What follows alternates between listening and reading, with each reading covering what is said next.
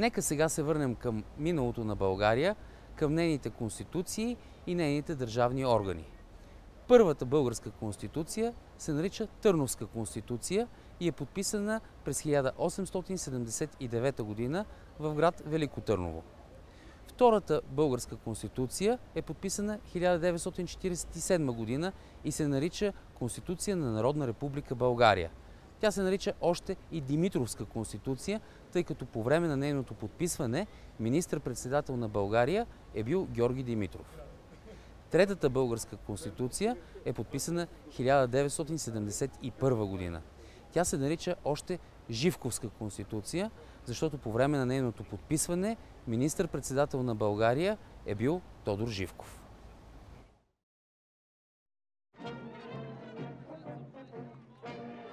Търновската конституция действа от освобождението на България до края на Втората световна война, а по-точно до 9 септември 1944 година. Когато е приета, тя е била една от най-модерните конституции в Европа и е подготвила България за бързо европейско развитие. Върховният орган е бил князът, който след обявяване на независимостта през 1908 година става цар. Държавните органи са разпределени в три власти – законодателна, изпълнителна и съдебна, като царят е имал правомощия и в законодателната, и в изпълнителната власт. Това е било общо взето нещо обичайно за европейските конституции тогава. По това време само Франция е била република, т.е. без крал. Българският цар е бил държавен глава и надзорник на правителството. Можел е да уволни всеки министър, с изключение на министър-председателя. Царят е имал власт и над парламента, като е можел да го свиква на извънредни заседания, а когато сметнал, че депутатите правят глупости, е можел да разпусне парламента, като насрочи нови избори в срок до 2 месеца. От друга страна, Народното събрание, като всеки парламент, имало право да приема законите, да гласува държавния бюджет, да приема данъците, да задава въпроси към министрите и да им гласува недоверие.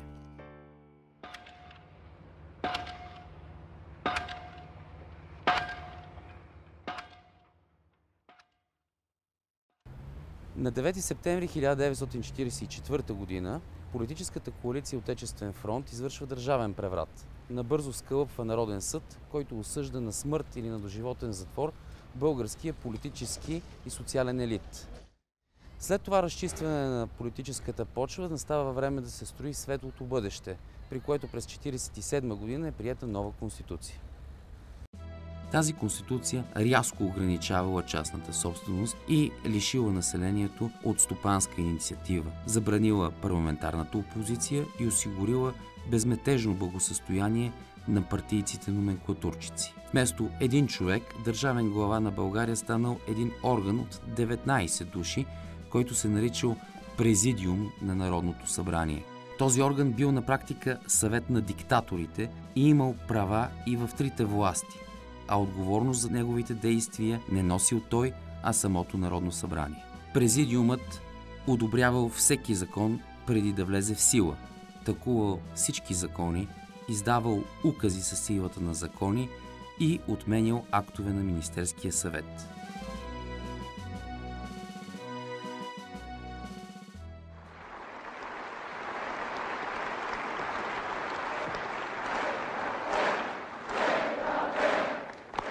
След априлския пленум през 1956 година, Тодор Живков, като лидер на БКП, започнал политическа чистка, която била наречена Априлска линия, като разположил лоялни нему хора на ключови позиции. Сам Живков през 1962 година станал министър-председател и започнал да подготвя нова конституция, която през 1971 година била приета с референдум. Тази конституция има предговор, наречен преамбюл. Ето някои от по-интересните моменти от него. Ние, гражданите на Народна република България, наследници на велики революционни традиции, изковани във вековни борби за свобода и човешки правдини, като се основаваме на историческата победа, завоювана с решаващата помощ на Съветския съюз и така нататък, добихте представа. Конституцията от 1971 година сменила името на Президиума на Народното събрание и го нарекла Държавен съвет. Но това всъщност останал същият съвет на диктаторите и също имал права в трите власти. Така от 1971 до 1989 година на практика несменяем председател на Държавният съвет бил Тодор Живков.